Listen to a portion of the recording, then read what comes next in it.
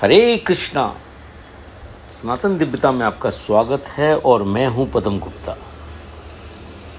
भागवत कथा तृतीय स्कंद में मैत्रेय मुनि का विदर्भ को उपदेश का प्रसंग है। परम ज्ञानी मैत्रेय मुनि हरिद्वार क्षेत्र में निवास करते थे। वहां पहुंचकर विदुर जी ने उनको प्रणाम करके कहा, भगवान, संसार में सभी लोग सुख प्राप्ति के लिए अनेक कार्य करते हैं, पर इनसे ना तो उनका दुख दूर होता है ना सुख ही मिलता है, वरन दुख की मात्रा अधिक हो जाती है। अतः इस विषय में क्या उचित है, कृपा करके मुझे बताइए। मुझे आप उस शांतिप्रद साधन का उपदेश दीजिए जिससे भक्तों के हृदय में भगवान विराजमान हो जाते हैं। त्रिलोक के निर्माता नाना अवतार ग्रहण कर जो जो लीलाएं करते हैं उसका सब रहस्य हमें समझाइए। श्री कृष्ण संबंधी कथा मृत के प्रवाह को छोड़ स्वल्प सुखकारी अनन्याय धर्मों से मेरा मन उब गया है। भगवत कथा की रुचि जब श्रद्धालु पुरुषों के हृदय में बढ़ने लगती है तब स्वभावत अन्य विषयों में से उन्हें वे विरत कर देती है। मुझे तो अज्ञानियों के लिए खेद है जो संस्कारहीनता के कारण श्री हरि की आनंददायिनी कथाओं से विमुख रहते हैं। सर्वेश्वर भगवान ने राम कृष्ण आदि अवतार लेके जो अलौकिक लीलाएं की सब आप सुनाइए। मैत्रेय मुनि का उत्तर देते हुए कहा, विदुर, भगवान परम धाम को सिधारते समय मुझे आपको ज्ञान उपदेश करने की आज्ञा दे गए हैं, इसलिए मैं भगवान की आज्ञा से विविध लीलाओं का क्रम से वर्णन करता हूँ। सृष्टि रचना के समस्त आत्माओं के आत्मा पूर्ण परमात्मा ही थे। उस समय न दृष्टा था न दृश्य, न माया के द्वारा भगवान ने इस विश्व की रचना की और महत आदि तत्व तथा उनके विकारों को भी रचा। फिर भी जब भगवान ने देखा कि महत्त्व आदि शक्तियां आपस में संगठित होने पर भी विश्व की रचना करने में असमर्थ हैं, तब वे महत्त्व, अहंकार, पंचभूत, पंचतंत्र मात्रा और मन सहित 11 इंद्रियां, इन 23 तत्वों के समुदाय में स्वतः प्रविष्ट हुए और अपनी प्रेरणा से विराट को उन्होंने जन्म दिया। तत्वों का परिणाम ही विराट पुरुष है जिसमें चराचर जगत विद्यमान है। भगवान ने अपने चेतन रूप से विराट पुरुष को प्रकाशित किया। विदुर ने पूछा, भगवान तो शुद्ध बोध स्वरूप निर्विकार और निर्गुण है, उनके साथ लीला से भी गुण और क्रिया का संबंध कैसे हो सकता है? वे तो पूर्ण काम और सर्वदा असंग हैं, फिर वे क्रिया के लिए भी संकल्प क्यों करेंगे? जिसके ज्ञान का कभी लोप नहीं होता उन्हें कलेश फिर कैसे प्राप्त हो सकता है? मैत्रेय मुनि ने कहा, जो आत्मा सबका स्वामी और सर्वथा मुक्त स्वरूप है वही दैन्य और बंधन को प्राप्त हो, ये बात युक्ति विरुद्ध अवश्य है, किंतु वस्तुत यही भगवान की माया है।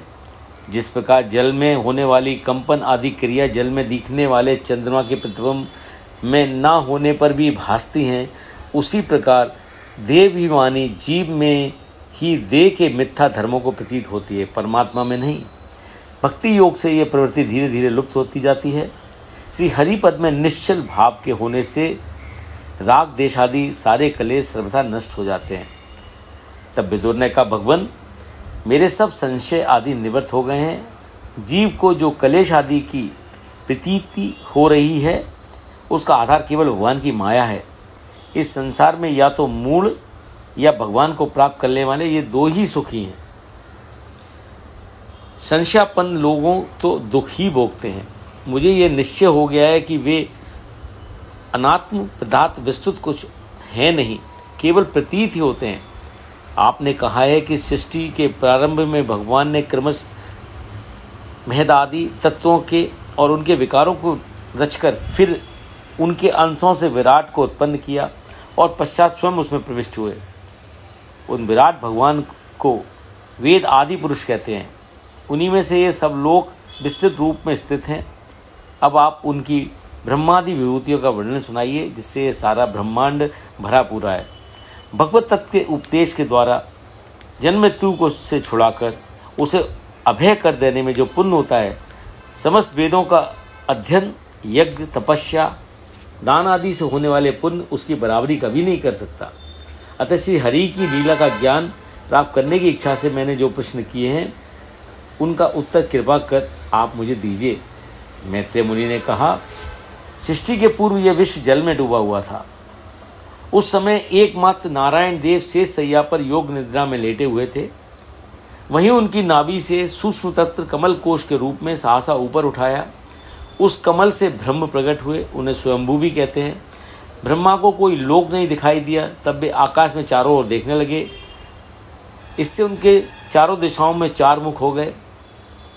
पुनः वे सोचने लगी कि मैं कौन हूँ, यह कमल भी बिना किसी आधार के जल में कहाँ से उत्पन्न हो गया। इसका आधार अवश्य कोई नीचे की वस्तु होनी चाहिए। ऐसा सोचकर वे कमल की नाल के छिद्रों में से होकर जल में घुसे। आधार तक पहुँचने की इच्छा से उन्होंने उत्पत्ति स्थान की खोज करते करते ब्रह्मा को बहुत दिन बीत गए। अंत में विफल मनोरथ होकर लौट आए और फिर समाधि में स्थित हो गए। अच्छी तरह से योग अभ्यास करने पर ब्रह्म को ज्ञान प्राप्त हुआ और उन्होंने अपने उस अधिष्ठान को हृदय में ही प्रकाशित देखा। उन्होंने देखा कि शेष सैया पर पुरुषोत्तम भगवान अकेले ही लपेटे हैं और शेष के दक्ष सहस्त्र फण ऊपर छत्र से शोभायमान हो रहे हैं और वे नागराज अनंत नारायण जैसे ही जान पड़ते हैं। तब ब्रह्म ने कमल, जल, आकाश, वायु और अपना शरीर, केवल ये 5 पदार्थ ही देखे। अतः वे लोक रचना की उत्सुकता से अचिंतगत श्री हरि की वंदना करने लगे। प्रभु, बहुत समय के अनंतर आज मैं आपको जान सका हूँ। भगवान, आपके सिवा कोई और वस्तु सत्य नहीं है। परमात्मन, आपका आनंद मात्र ही अभेदात्मक अखंड तेजोमय स्वरूप है।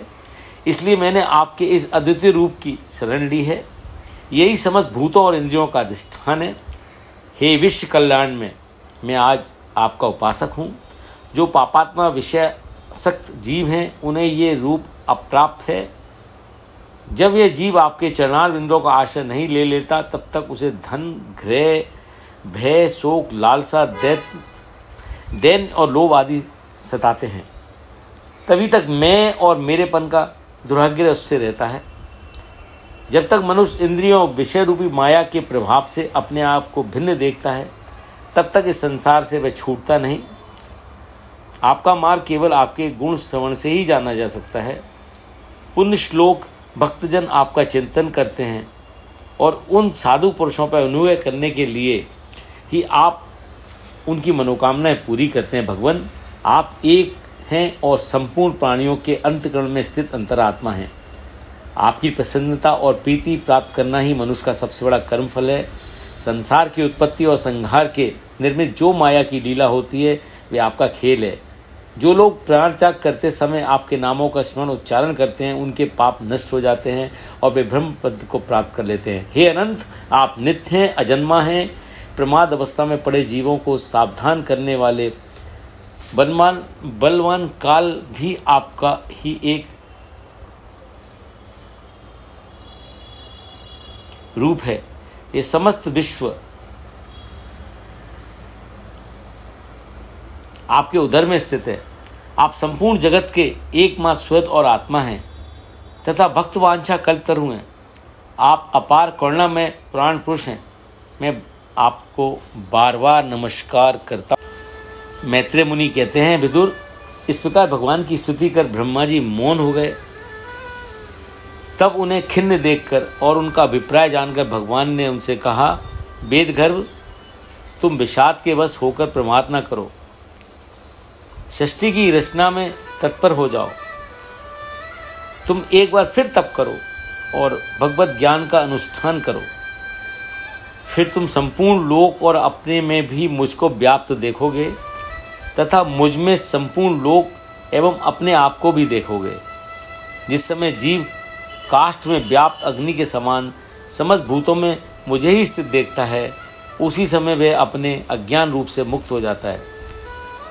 सगुण प्रीत होने पर भी जो मेरा निगुण रूप में वर्णन करते हुए तुमने मेरी स्तुति की, उससे मैं बहुत प्रसन्न हूँ।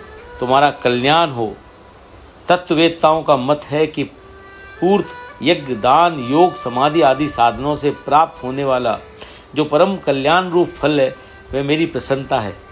मैं आत्माओं का भी आत्मा और प्रियों का प्रिय हूँ, अतः मुझ में ही अनन्य भाव से प्रेम करना श्रेष्ठकर है। कमलनाथ भगवान सृष्टिकर्ता ब्रह्मा को इस प्रकार जगत की अभ्यक्ति कराकर अपने उस नारायण रूप से अंतर्धान हो गए। हरे कृष्णा। तृतीय स्कंद में ब्रह्मा द्वारा सृष्टि की रचना का प्रसंग है, उसे अगले अंक में चर्चा करेंगे।